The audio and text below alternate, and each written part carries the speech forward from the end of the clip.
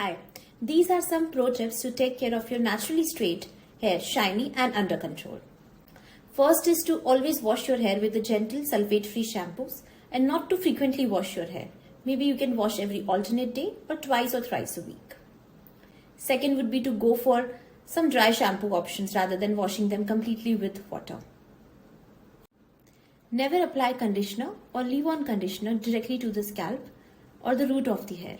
That will make your scalp really oily. And a very important tip is to use the right paddle brush for straight hair beauties. You can create volume in your hair by using a texturizing spray or a volumizing spray. And in case you use a blow dryer to dry your hair, then make sure you always end with a blast of cold air to seal the cuticles. That will make your hair even more shinier. Don't let straight hair fool you. It might look very simple and straightforward to style, but that's not the case.